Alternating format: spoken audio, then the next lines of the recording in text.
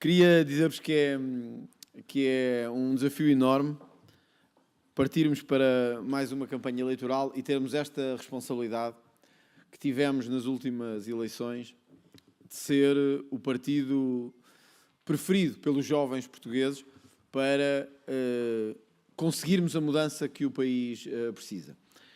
Nós, nas últimas eleições, tivemos uma certeza, a certeza de que os jovens estavam connosco. Não era só sondagens, não era só rua, era o resultado mesmo. Vem mais os jovens, João Condesso, pode entrar, João. Tivemos a certeza que os jovens estavam connosco. Este ano, na rua, sentimos exatamente isso. Não havia partido, não havia movimento, não havia, no fundo, sigla política que mobilizasse tanto como nós. Deixem-me dizer-vos que no Porto e em Lisboa, que foi as duas capitais onde eu já tive a oportunidade de estar em feiras de jovens, nós assistimos a uma coisa, que a Rita também certamente assistiu, que era isto impressionante. As nossas tendas estavam cheias, mas cheias sem ninguém lá, não estávamos sequer nós lá. E os outros podiam estar lá, os líderes dos partidos, podiam estar lá os deputados dos partidos, as nossas tendas estavam cheias e as outras estavam vazias. Foi em Lisboa, foi no Porto, e eu tenho a certeza que podia ser em Ancião, podia ser em Porto Alegre, podia ser em Ponta Delgada, podia ser no Funchal, porque nós somos o partido dos jovens e os outros são o partido dos ultrapassados. Aliás, há um caso paradigmático que é o de Pedro Nuno Santos, que foi, eu até acho que, primeiro, quando chegou à feira, à Futuralia, aqui em Lisboa, primeiro deu a ideia que as pessoas que estavam à porta não sabiam quem era. É mesmo verdade. As pessoas deviam pensar, olha, vem alguém que vinha com câmaras de televisão, mas tanto podia ser o líder do PS, como podia ser um ator de uma novela brasileira. Podia ser as duas coisas. Entrou praticamente sozinho, vinha com 2, 3 pessoas. Lá vinham os deputados do PS atrás a fingir que havia muita gente, punha-se um de cada lado e tal. Vejam a diferença quando o Chega esteve na feira. Era espontâneo, não era sequer nada organizado, pedido. Éramos nós, era a malta nova a dizer assim, vocês são os únicos que nos podem dar futuro. E hoje nós temos que dizer isto de facto. Nós somos um partido intergeracional. Nós temos pessoas mais velhas, pessoas de idade, digamos assim, da classe média trabalhadora em idade trabalhadora, temos pessoas acabados de entrar no mercado de trabalho, mas nós somos essencialmente o partido jovem, dos jovens e jovem. Não porque não precisamos dos outros, ou não porque não trabalhemos para os outros. Ninguém trabalha mais para os vários setores em Portugal do que nós. Para os polícias, para os reformados. Aliás, o tal partido jovem que somos nós, foi o partido que propôs a tal pensão mínima em Portugal, para garantir que os nossos avós, que aqueles que antes de nós fizeram este país, não viviam miseravelmente. Mas isso não deixou de marcar a nossa identidade. Eu acho que hoje ninguém tem dúvidas, em Portugal e fora de fronteiras disto. Nós somos o partido dos jovens. Nós somos o partido jovem. Mas nós também somos o partido que tem o melhor seguro de vida de todos. É porque os jovens, ao acreditarem em nós, sabem que nós somos o futuro de Portugal. É por isso que as sondagens nos dão ou em primeiro nos jovens, ou em segundo quase a chegar a primeiro, e em todo o lado onde vamos, nós sentimos que são os jovens que vêm ter connosco e nos dizem, por favor, mude isto. Eu até vos vou dizer mais, alguns dizem-me assim, ouça, o meu avô não acredita, a minha avó não acredita, mas eu sei que que o seu partido vão mudar Portugal. O que eu vos queria pedir é que levem este fogo ao país inteiro, de Lisboa ao Porto, ao Ponta Delgada, ao Funchal, ao Algarve, a Bragança. Vamos fazer deste o partido dos jovens, mas não para sermos mais um partido igual aos outros. Vamos fazer deste o partido dos jovens para darmos à Europa, ao país jovem, que quer ser grande outra vez, que não tem medo de ser grande outra vez, que quer lutar para ser grande outra vez.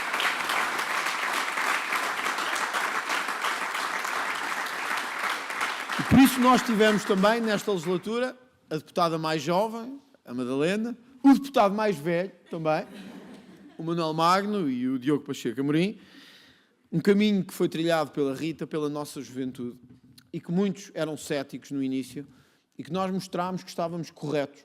Os jovens têm de ter uma palavra a dizer no futuro do país.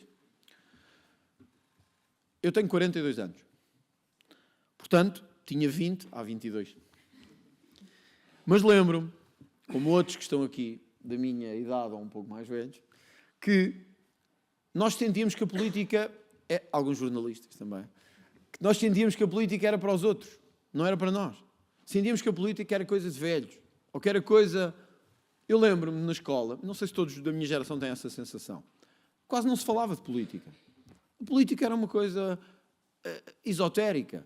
A política era uma coisa que não nos interessava. Isso era para os nossos pais, para os nossos avós. Não havia redes sociais, ainda sou desse tempo, não havia esse debate de intensidade, mas eu acho que foi o Chega que conseguiu pôr nas escolas, nas universidades, mesmo os que são contra nós, reparem que mesmo os que são contra nós só falam de nós, a toda a hora. E nós só com isso já conseguimos pôr o país a discutir sobre aquilo que efetivamente era importante. E ouçam, é importante que no centro de dia falem de nós? É. Mas mais importante do centro de dia falarem de nós é onde estão os jovens falar-se do Chega e do futuro. Porque é sinal que nós levamos o debate político onde ele tem que estar. Aos jovens que se perguntam que país é que eu quero? Que país é que eu vou lutar para ter? Porquê é que o Chega ganhou na Europa e no círculo da imigração? Porque é os que sabem a miséria em que este país se tornou. É os que não são intoxicados todos os dias. É aqueles que sabem que tiveram que ir porque o país não lhes deu essas condições. Muitos jovens com 20 e poucos anos, ou 30, que vivem na Suíça, ou nos Estados Unidos, dizem, eu sou Chega porque são os únicos que sabem que o país precisava de uma coisa completamente diferente daquilo que tem. E muitos que estão agarrados ao PS e ao PSD há 40 anos não conseguem sair disso. Não conseguem. Uns porque continuam a receber subsídios e, portanto, os subsídios matam a liberdade. Essa é a verdade. Os subsídios matam a liberdade. E outros porque lhes disseram, olha, não há outra hipótese. Tem que ser sempre assim. Não há outra hipótese. Há PS e PSD. É como Benfica, Porto e Sporting. Não há outro. Há um que tem mais. Mas isto quer dizer que nós conseguimos fazer isto que eu hoje sinto nas universidades e nas vossas escolas e nas vossas universidades. Eu tenho a certeza que se fizesse uma sondagem em escolas e universidades, o Chega seria o partido mais votado ou o segundo partido mais votado. Mas eu apostaria largamente pelo partido mais votado. O que é que isso nos diz? Que nós temos esperança no futuro.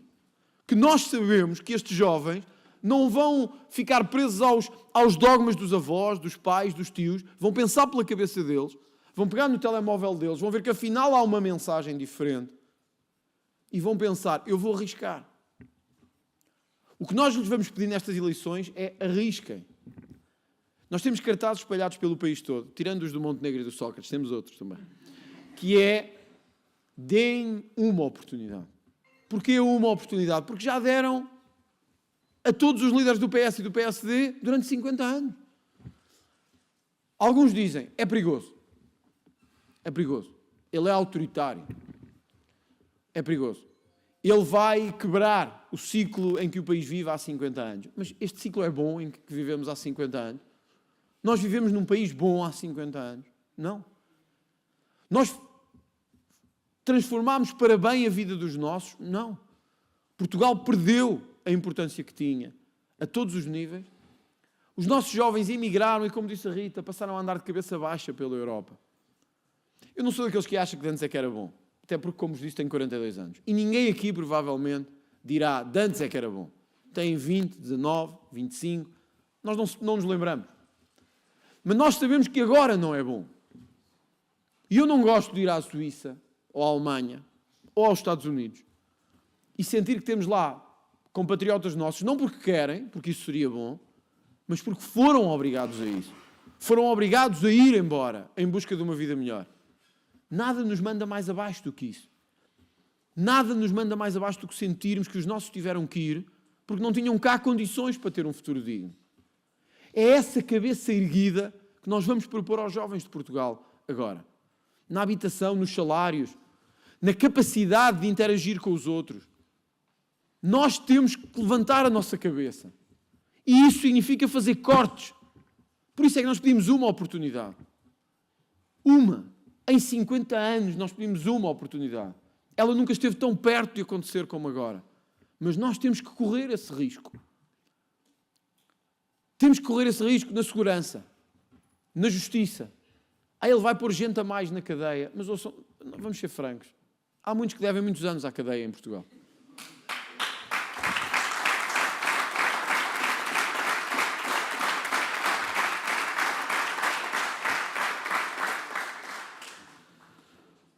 Eu tenho a certeza que se o Chega fizesse as leis deste país e as aprovasse, tenho a certeza disto que vou dizer, nem o José Sócrates, nem o Ricardo Salgado estavam a viver nas suas casas neste momento. Tenho a certeza que estavam a viver num quarto assim pequeno, com umas grades em cima, e atrás dizia cela 22, ou cela 23. E alguns dizem, estão a ver como ele é perigoso. Eu digo, não, ele não é perigoso. Ele faz o que tem que ser feito para limpar Portugal, porque é o que nós temos que fazer, é limpar Portugal.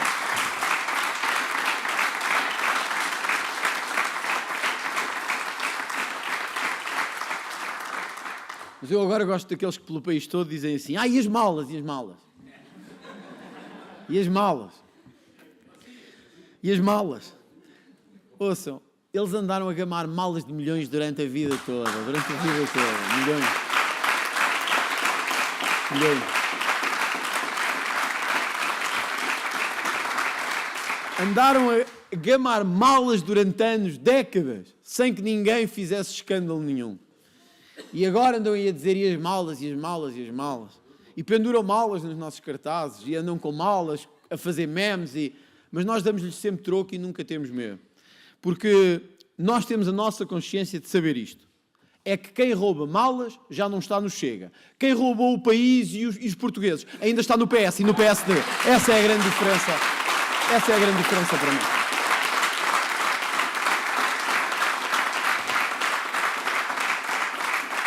Vejam, eu hoje ouvi o Primeiro-Ministro. O Primeiro-Ministro agora optou por uma nova estratégia, que é, não fala nem com jornalistas, nem quer ir a debates, agora faz só discursos.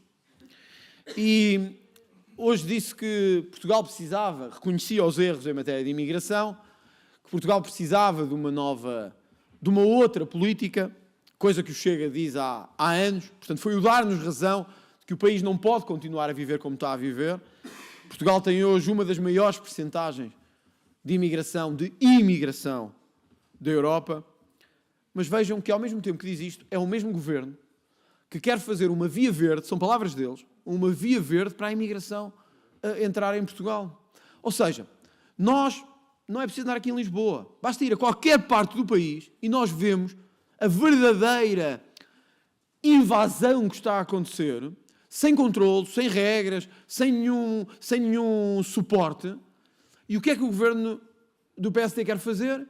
Facilitar e criar uma via verde para a imigração. Ou seja, enquanto tentam dizer aos nossos eleitores, atenção que nós também queremos fazer alguma coisinha, o Chega quer fazer muito, nós queremos fazer alguma coisinha, mas nós vamos criar aqui uma via verde para a imigração. Eu vou-vos dizer uma coisa, o plano do governo vai-nos trazer mais imigração desnecessária e clandestina, vai-nos trazer mais máfias que vão controlar essa imigração e fazer contratos fictícios, e vamos ter mais juntas de freguesia, como as que temos em Lisboa e no Porto, em que 30, 40, 50 e 60 pessoas vivem na mesma fração. Meus caros, vocês decidirão o futuro. Nós não precisamos de um governo frouxo em matéria de imigração, precisamos de um governo duro e firme em matéria de imigração, capaz de controlar a imigração.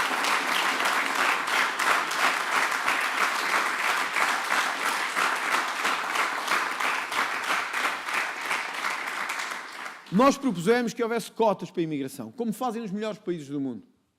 Propusemos que houvesse imigração, sim senhor. Portugal já foi um país de imigrantes. E temos muitos imigrantes espalhados pelo mundo inteiro. O que nós não queremos é pessoas cá à espera de receber subsídios da Segurança Social. E vou-vos dizer porquê. Porque, ouçam, vocês países já temos muitos cá. Infelizmente, nós não precisamos de mais gente a querer viver de subsídios. Esses já temos muito. Mas também temos que dar outra mensagem. E é esta que o governo não tem sido capaz de dar. É que quem comete crimes no nosso país, sendo imigrante, cumpre a sua pena de prisão e não pode continuar em Portugal. Eu nem acho que isto devesse ser alvo de grande debate intelectual. Eu vou para outro país, violo uma mulher, ou roubo uma casa, ou cometo um ato terrorista, ou mato alguém. Qual é a dúvida de saber que depois de cumprir a sua pena de prisão, nós não podemos continuar com este indivíduo ou esta senhora a viver no nosso país?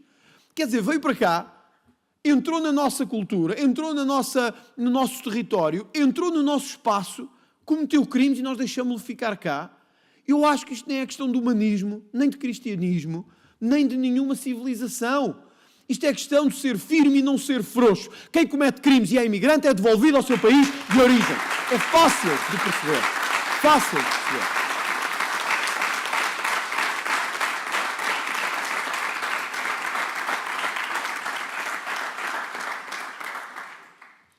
Sei que têm várias questões, mas deixem-me também, porque isto é mesmo importante falar-vos disto. A islamização. Portugal não sente ainda isto como outros países sentem. Eu tenho tido a oportunidade de representar o Chega em vários países da Europa. A Rita falou das saias que as raparigas ou as meninas usam e da roupa. Mas isto está-se a tornar um problema em muitos países da Europa. Nós hoje estamos a ceder ao mais agressivo que a cultura islâmica tem em alguns pontos da Europa. Estamos a mudar a nossa cultura por causa de outros que vêm de fora. E está tudo errado aí. Não vou discutir sobre roupa, eu próprio não tenho grande gosto de roupa. Mas sei uma coisa. Sei que cada um se deve vestir como quer. Sei que cada um deve integrar-se na cultura que tem, nas regras que transporta. Sei que a mulher tem os mesmos direitos que o homem e deve ser tratada como igual. E culturas que objetificam a mulher, que a tornam um ser menor, que a tornam um instrumento sexual ou um instrumento de mercadoria, não podem, na nossa cultura, ter lugar. E que quem quer que venha para cá transportar regras em que a mulher deixa de ser um ser humano e passa a ser uma mercadoria, não há cultura, nem humanismo, nem cristianismo que resista. Nós temos que dizer a essas pessoas fora daqui, fora do nosso espaço político.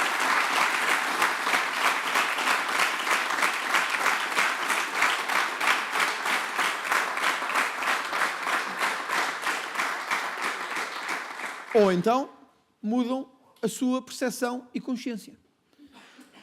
Nunca ouvi nenhum país do mundo, de nenhum, e olhem que tenho ido a muitos, dizer assim: a comunidade portuguesa tratou-nos mal. A comunidade portuguesa quis alterar o nosso sentido de valores. Nunca encontrei. Nos Estados Unidos, Canadá, na Suíça, na Alemanha, em França, no Luxemburgo, em todo lado. A comunidade portuguesa é trabalhadora, a comunidade portuguesa veio ajudar. Hoje, em alguns dos países, são dos maiores empresários que lá temos. Até esses queríamos que voltassem, e esses sobretudo. Mas nunca ouvi dizer que Portugal vai e tenta mudar a cultura do país para onde vai. Isto deve-nos permitir duas coisas. O orgulho na nossa própria cultura, porque nunca a perderam. Sabe o que é que me diziam na Suíça? O Pedro Pinto esteve lá comigo há pouco tempo. Sabe o que é que eles nos diziam? Portugal é uma comunidade pacífica, trabalhadora e das comunidades que mais contribui para o país. E basta olhar para os dados e ver-se que quem construiu a Suíça e o Luxemburgo, e mesmo uma parte da Alemanha do pós-guerra, foi a comunidade portuguesa. Sabem o que é que eles me diziam? O único problema, Dr. Ventura, é quando joga ou a seleção ou um clube. E aí, diziam, um clube que eu não vou agora, mas... E diziam, aí, a polícia está logo de sobreaviso às 7 da tarde. Não foi? E eles sabem que saímos todos para a rua imediatamente a festejar. Mesmo quando lhes ganhamos 4-0, 5-0, 6-0, e eles ficam chateados, nós saímos para a rua com a nossa bandeira, com a nossa música, com a nossa cultura, enchemos-lhes os prédios com a bandeira portuguesa, e no outro dia, quando acordam e vão aos cafés, estão cheios de bandeiras portuguesas por todo o lado. Isto, talvez custe, suíços, franceses, alemães, mas é uma prova enorme do nosso patriotismo. Nós fomos, integrámo-nos, nunca tentámos mudar nem a cultura, nem a vida dos outros, e a única coisa que nunca perdemos foi o nosso enorme patriotismo. Nós somos uma nação enorme e patriota, e eu gostava que vocês transformassem esta nação enorme e patriota na Suíça, em França, na Alemanha e nos Estados Unidos, numa enorme nação aqui dentro de Portugal, patriota e consciente do seu futuro.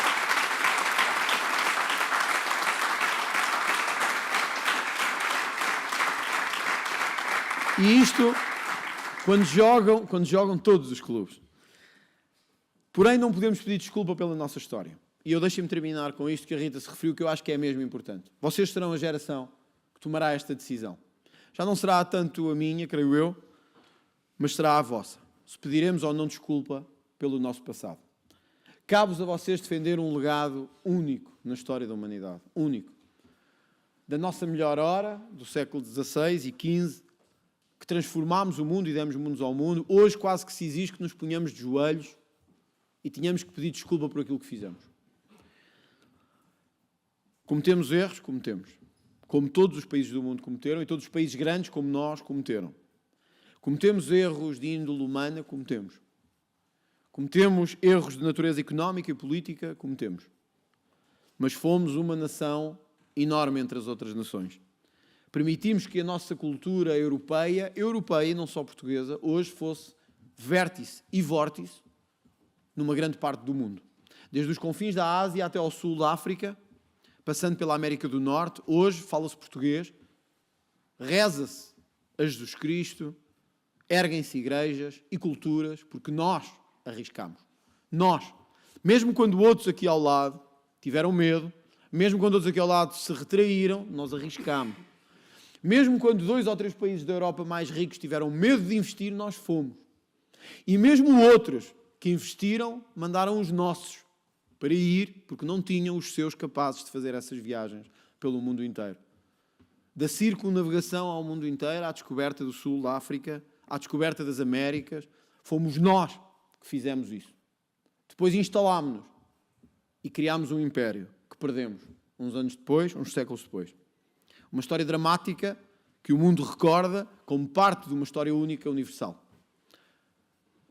Cabe aos políticos fazer, em cada época, o seu juízo de consciência, mas também o legado que deixam para o futuro.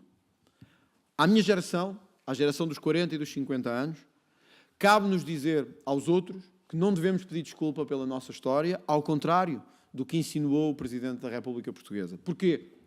Porque abrimos o precedente de revisionismo da nossa história. Abrimos o precedente de ir ver o que fizemos bem e o que fizemos mal. De julgar os nossos maiores por cânones que hoje temos em vigor, mas que na altura nem sequer existiam. A avaliar os outros por pensamentos que na altura eram impossíveis de ter, mas que nós hoje gostamos de fazer sobre os outros. Antes de pedirem desculpa, lembrem-se que um dia também nos julgarão a nós, pelo que aqui fizemos e pelo que aqui decidimos. E também não gostaríamos que eles pedissem desculpa por nós e pelos atos que levámos a cabo em nome de Portugal. A vossa geração caberá ter a capacidade e a força de ter orgulho dentro de portas. A capacidade de nos orgulharmos da nossa história, da nossa bandeira, sem perdermos o norte, sem termos que emigrar e sem pedir desculpa nenhuma. Nós não podemos pedir desculpa de uma história que nos orgulha imenso. Nós não podemos pedir desculpa a nenhum continente, a nenhum país, a nenhuma raça, porque nós demos-lhes quase tudo o que eles hoje têm. E muitos dos que hoje nos dizem que temos que devolver a arte ou que temos que pagar indenizações, esquecem-se, desculpem a expressão, que sem nós, eles não tinham sido quase nada do que são hoje. Nós demos-lhes tudo o que eles são hoje. A língua que falam, a consciência que têm, os valores civilizacionais que têm, a nós, portugueses, também nos devem. A consciência cristã que têm, a nós nos devem. As igrejas lá construídas, a nós nos devem. Muitas das estradas lá construídas, a nós nos devem. Que diríamos nós se fôssemos pedir indenizações ao mundo inteiro? Então teríamos que pedir a meio mundo indenizações pelos que cá vieram, pelo que lá construímos, pelo que lá deixámos. Deixo-vos este repto como geração. Não peçam desculpa. Orgulhem-se da vossa bandeira. Orgulhem-se dos nossos valores. Orgulhem-se do nosso país.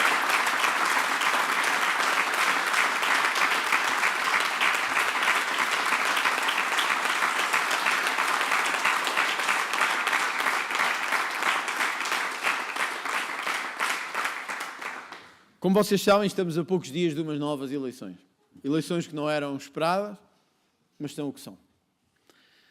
Vamos definir o futuro governo do país e todas as sondagens, todas, deixam claro que haverá uma maioria à direita. À direita, quer dizer, mas que haverá uma maioria entre Chega e PSD. É um novo ciclo dramático, como aquele que tivemos em março do ano passado, mas que nos deve levar a manter firmes naquilo em que acreditamos. Nós nunca teremos um governo de mudança para os jovens, para a futura geração, se não conseguirmos ultrapassar a AD nas eleições. Enquanto ficarmos secundarizados, podemos ter 20, 18, 22. Enquanto ficarmos atrás, não vamos conseguir fazer essa mudança. Porquê? Porque eles são iguais ao Partido Socialista. Porque eles não querem fazer mudança nenhuma na habitação, na imigração, na segurança. no emprego. Eles não querem fazer mudança nenhuma. Por isso, nós não temos outra hipótese de não ganhar. E quando eu vos digo não temos outra hipótese de não ganhar, e quando dizemos o Chega não está a ser ambicioso demais, ouçam, nós não transformaremos o país se não ganharmos. E viu-se agora. Não é Luís Montenegro, nem Carlos Moedas, nem Pedro Duarte, que vão transformar país nenhum. Eles são parte do país que nós combatemos. São parte do país que nós queremos pôr para trás das costas e ser capazes de fazer uma mudança. Para isso nós temos que conquistar a liderança do espaço político do centro-direita e da direita. Ainda não estamos lá, mas cabe-vos a nós levar esta convicção e este fogo para que isso possa acontecer. Eu disse-lhes nas jornadas parlamentares que nós já tivemos várias horas grandes enquanto nação. Várias. Graças a Deus vivemos num país que já teve vários momentos de grandeza. Infelizmente, penso que nenhum de nós viveu esses momentos. E infelizmente as últimas décadas têm-nos dado apenas momentos de humilhação, de mão estendida à Europa, de desprestígio, de lugares e de figuras de cosmética. Eu acho que está na hora de nós dizermos à Europa ao que vimos. E olhem que os nossos parceiros europeus estão de olho em Portugal de forma clara e absoluta. Todos com quem tenho falado nos últimos dias, têm mostrado a enorme esperança que têm de que a mudança, que ainda não aconteceu na Alemanha, que ainda não aconteceu em França, que ainda não conseguiu acontecer na Holanda, mesmo com a vitória do Geert Wilders, que esta mudança possa começar em Portugal. E quem diria? Ouçam, há 6 anos atrás ninguém acreditaria. Eles diziam que em Portugal não havia direita, que em Portugal não havia movimento de revolução, de revolução jovem, de mudança. E até frustrados diziam, Portugal é para esquecer. Isto é verdade. Foi-me dito pelo antigo presidente do ID, dos Patriots, dizia, nós chegou o momento que deixámos de acreditar em Portugal. Que parecia que não valia a pena. E de repente, em poucos meses, depois em poucos anos, deu-se uma enorme revolução nacional. Com um deputado, com 12 deputados, com 50 deputados, e houve um cisma político enorme em Portugal. Quis a história que tivéssemos novas eleições em pouco tempo. Quis a história. E nós não devemos contrariá-la, mas devemos conseguir moldá-la. E devemos conseguir liderá-la. E devemos conseguir fazer tudo para a transformá-la. Eu disse-lhes nas jornadas parlamentares que o meu maior sonho como político, e acho que é o maior sonho de todos quanto políticos, é que um dia olhem para trás, daqui a 1000 anos, vamos dizer assim, ou 500, portanto posso arriscar que nenhum de nós aqui estará, dirão o mesmo que nós dizemos hoje dos descobrimentos. Aquela foi a melhor hora deles. Aquela foi a sua hora maior, a sua hora mais gloriosa, a sua hora mais firme, a sua hora de transformação. Aquela foi a sua hora mais gloriosa. Porquê? Pelo que fizemos? Não. Pelo que ainda vamos fazer. Mas para isso nós temos que fazer este corte, nós temos que vencer as eleições do dia 18 de maio, ou pelo menos temos que vencer o espaço do centro-direita para conseguir impor um governo de mudança em Portugal. E a mudança começará no dia 1. Não começará 10, nem 15, nem 3 meses depois. Começará no dia 1, do combate à corrupção, ao combate à imigração, à garantia de que os jovens podem viver e ter casa em Portugal de forma digna. Nós começaremos na hora zero essa transformação, para que daqui a 1000 anos digam, aquela foi a melhor hora deles, aquela foi a melhor hora do país, aquela foi a sua maior hora em todos os séculos, em todos eles. E era mesmo bom que isso pudesse um dia ser dito pelos nossos descendentes daqui a muitos anos e que nós fôssemos parte desta transformação, sem pedir desculpa, de cabeça erguida, olhar para o futuro, a nossa melhor hora.